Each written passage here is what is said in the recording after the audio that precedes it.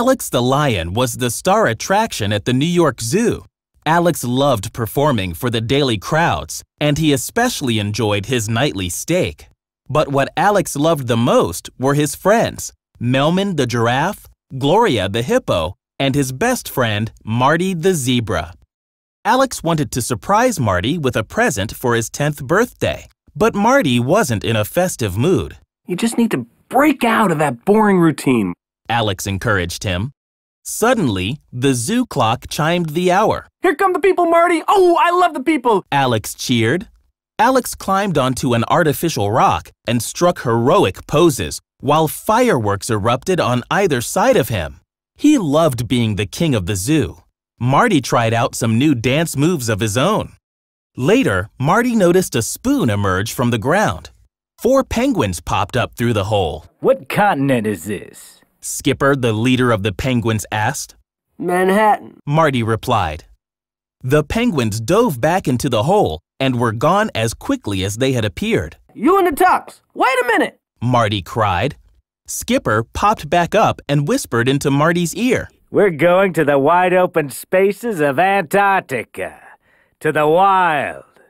That night, Alex, Melman, and Gloria gathered to celebrate Marty's birthday. Gloria presented him with a birthday cake.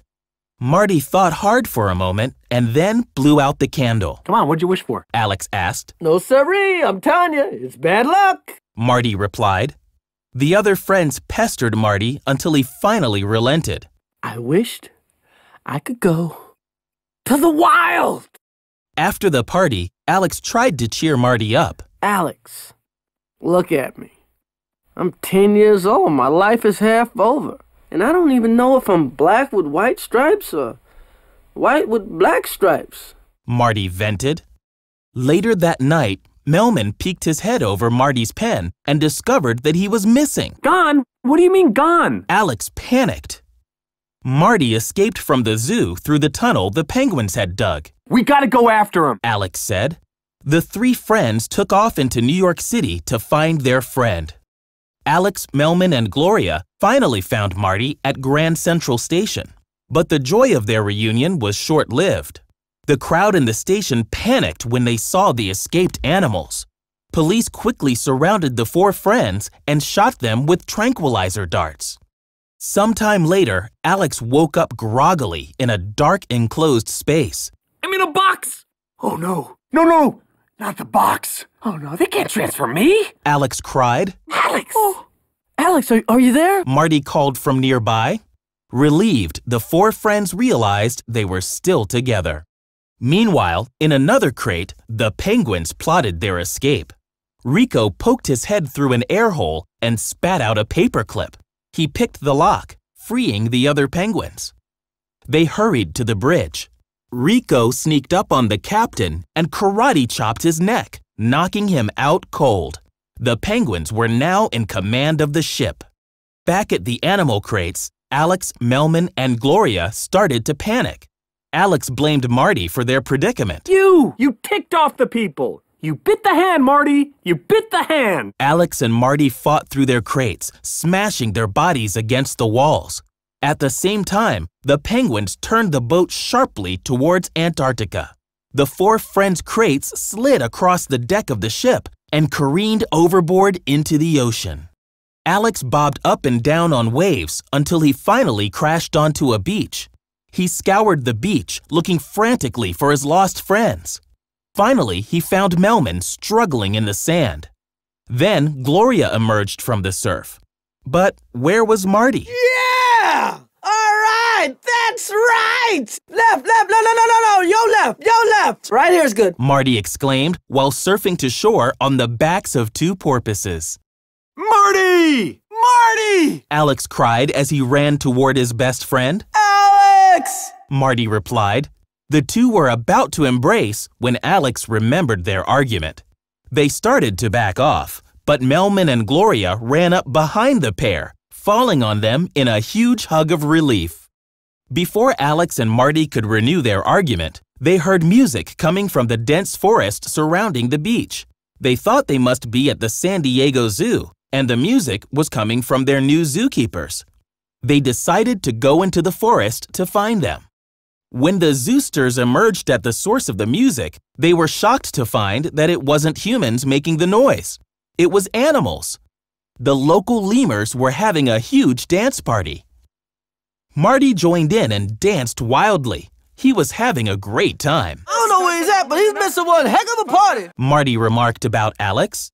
Suddenly, the music stopped, and the lemurs scattered for shelter. 4 large weasel-like creatures called Fusa had crashed the party and surrounded Mort, a little mouse lemur. They were going to turn him into a salad, but Alex burst through the trees just in time. Mort jumped to safety, and the Fusa fled in fear of the powerful lion in their midst. From the safety of nearby bushes, the lemurs watched the strange new animals scare away the Fusa. King Julian, the leader of the lemurs, emerged to welcome the strangers. We thank you with enormous gratitude for chasing away the Fusa. Julian gushed to Alex, Marty, Gloria, and Melman. The lemurs told the 4 friends that they were actually in the wild, not the San Diego Zoo. Whoa, hold up there a second, Fuzz Bucket. You mean like the live in a mud hut, wipe yourself with a leaf type wild? Alex asked nervously. The wild? Marty pondered with wonder. Alex panicked and ran back to the beach. His friends followed closely behind. Alex blamed Marty for their current predicament. He drew a line in the sand, separating Marty from the rest of the gang. Alex had a plan. He built a replica of the Statue of Liberty out of sticks and driftwood. That would surely attract a passing ship. But Melman accidentally crashed into the statue with lit torches and burned it to the ground. Meanwhile, King Julian led a meeting of the lemurs in an abandoned airplane nestled in the treetops. So, my genius plan is this. We will make the New York Giants our friends and keep them close. Then, with Mr. Alex protecting us, we will be safe and never have to worry about the dreaded Fusa ever again! Julian triumphantly announced. At the beach, Marty built a tiki hut and invited his friends for seaweed on a stick. Alex refused at first, but he missed the others and decided to join them. You know, I've been kind of a jerk, Marty. Alex sheepishly told Marty. But I've been thinking about what you said, and I'm sorry. Marty immediately forgave his best friend, and the 4 gazed at the brilliant night stars. Alex awoke to King Julian standing on his chest. Confused, Alex wanted to know what was going on. While you were asleep, we simply took you to our little corner of heaven. Welcome to Madagascar, Julian explained. Alex, Marty, Gloria, and Melman turned to look. Before them was an incredible wide-open vista. It's just like my mural back at the zoo. Marty marveled. Marty immediately ran into the wonderful new playground and goaded Alex into a game of tag. At first, Alex was reluctant, but he soon found himself sprinting across the plain. Woo! I feel good. I feel like a king again. Alex shouted joyfully. King? Julian muttered. Come on, Alex. Why don't you show him some of your act? Marty prompted. The lemurs were ecstatic to see Alex perform, but King Julian was upset. He didn't like to be upstaged. Alex bounded on stage and whipped the crowd into a frenzy. He roared so loud that he surprised himself.